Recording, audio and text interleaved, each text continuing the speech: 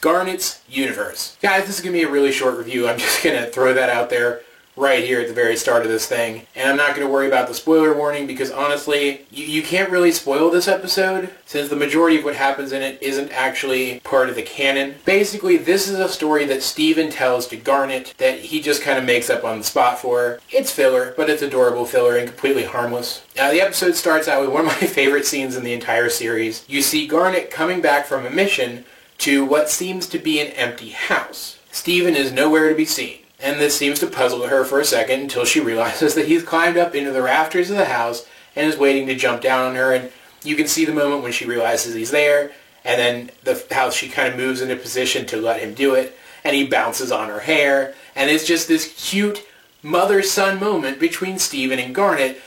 Moments like this are so rare in the show because she is such a hands-off, laissez-faire kind of parent that I just really cherish this scene and how adorable it is, and how obvious it is how much these two love each other so much. And Garnet has a gemstone with her that she's bubbled, and Steven asks her what she's been up to, and she says, well, Steven, why don't you tell me what you think I've been up to?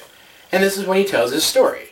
He casts Garnet as kind of an anime protagonist with like ninja animal sidekicks that are voiced by Amethyst and Pearl's VAs, and what makes up the rest of the episode is just an explosion of anime tropes. You've got a setting that's kind of reminiscent of Inuyasha. You've got the training montage. You even got like the weighted training clothes thing in a scene where Garnet actually removes her hair and reveals that they're super heavy. Kind of akin to like Piccolo's and Goku's weighted clothing in Dragon Ball Z. And appropriately, Ronaldo is cast in the role of the villain in the story, which of course makes me endlessly happy. And there's this big confrontation between Garnet and the villain, and she eventually defeats him with her incredible powers, and that's the episode. It ends with Garnet just kind of offhandedly pretending like that's actually what happened to make Steven happy.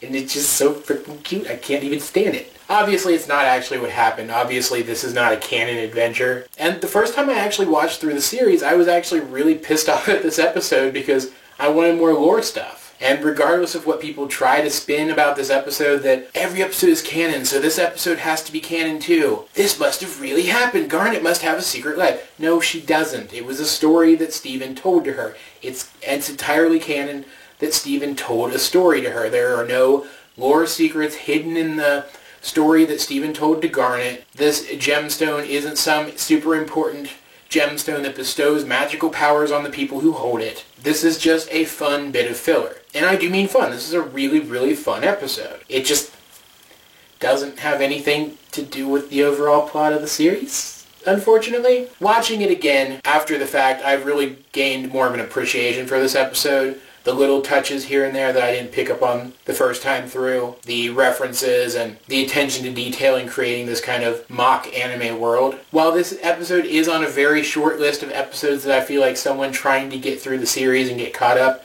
could skip if they wanted to skip some episodes to get caught up, I definitely don't think it's bad, and I definitely have a lot of fun watching it. But guys, what do you think of this episode if you have seen it? Let's get a discussion going in the comment section down below. Either way, this has been AJ22, and I will talk to you guys later. See, I told you it was going to be short.